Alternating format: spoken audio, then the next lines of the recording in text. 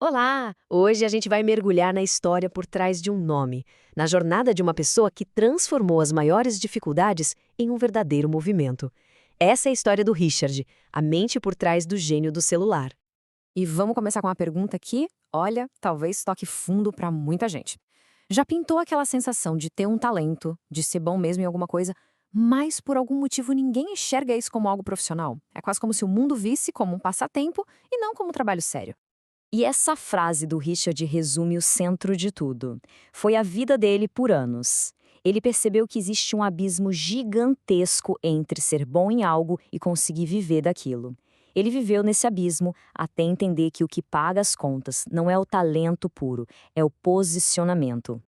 Ok, então para a gente entender como essa virada aconteceu, a gente precisa voltar lá no começo. De onde veio essa paixão toda? Como é que a câmera virou parte de quem ele é?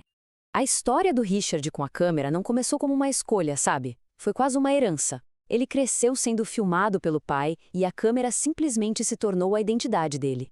Na escola, ele não era o Richard, ele era o cara da câmera. E isso seguiu a vida toda. Ele nunca trabalhou com outra coisa que não fosse audiovisual, sempre misturando as paixões dele, música, dança, internet e, claro, a câmera. Mas toda jornada tem seus perrengues, né? E é aqui que a paixão do Richard deu de cara com a dura realidade do mundo profissional. O momento em que só ser bom, só ter paixão, não foi o suficiente. Tenta imaginar a cena.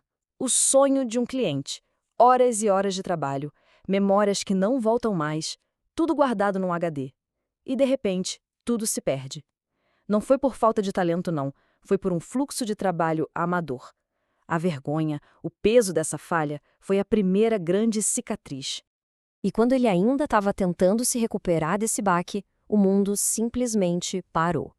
A pandemia chegou, trazendo uma nova onda de desafios que, olha, iam testar todos os limites.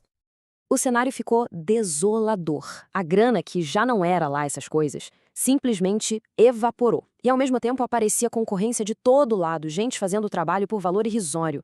A vergonha daquele erro do passado se misturou com a humilhação do presente. E tudo isso virou um sentimento muito forte: revolta. E foi lá no fundo do poço que veio a pergunta que mudou tudo. Não era mais sobre talento ou paixão, era sobre valor. Peraí, se eu sou tão bom assim, por que ninguém me paga bem por isso? Essa pergunta, nascida da mais pura frustração, foi o verdadeiro ponto de virada. E é aqui que a história muda completamente de tom. Porque da crise que nascem as melhores soluções, né? O Richard decidiu transformar as cicatrizes dele num sistema. A dor dele virou um método. Ele não só superou os erros, ele dissecou cada um deles, analisou cada falha, cada processo amador e transformou essa análise num método claro, passo a passo. E não só para ele, mas para ensinar a outras pessoas a transformarem o celular num negócio de verdade, com foco total em posicionamento profissional. E os resultados dessa mudança são absurdos. Não é só teoria, é uma transformação real, comprovada. Os números mostram o salto.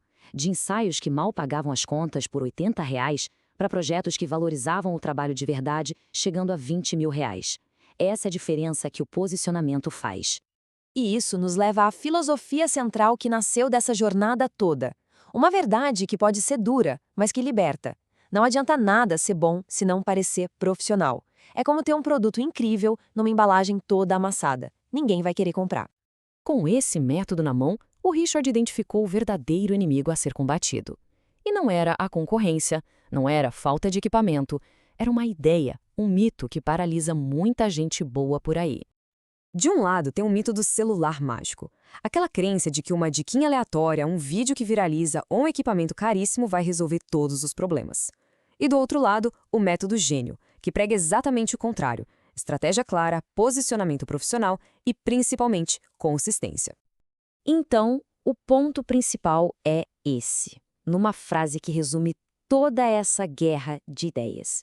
Viralizar paga o ego, enche de números que fazem a gente se sentir bem, mas é o posicionamento sólido, profissional, que paga os boletos no fim do mês. Simples assim. E isso nos leva para a missão final. No que essa jornada toda se transformou?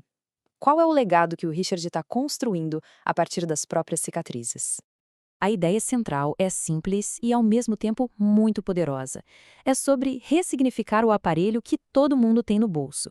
É parar de ver o celular como um gasto, uma distração e passar a enxergar o que ele pode ser de verdade, a principal ferramenta de negócio, uma microempresa na palma da mão. E a missão vai muito além da técnica. Não se trata de ensinar a apertar os botões do celular, é sobre ensinar algo muito mais profundo. Como construir uma presença, uma marca e um trabalho que sejam simplesmente impossíveis de ignorar. E agora, a história volta para aquela pergunta lá do início. Para quem se identifica com essa sensação, com esse sentimento de estar travado no meio do caminho, entre ter talento e viver no anonimato, Então a mensagem é muito clara. O gênio do celular não foi criado para quem já é perfeito ou para empresários já estabelecidos. Ele foi forjado na dor do amadorismo para transformar exatamente quem se sente como o Richard se sentia um dia, bom, mas invisível. E para fechar, fica essa reflexão. A transformação não começa com aquilo que a gente não tem. Começa com a ferramenta que já está na nossa mão. A verdadeira pergunta é: o que cada um vai fazer com o que já possui?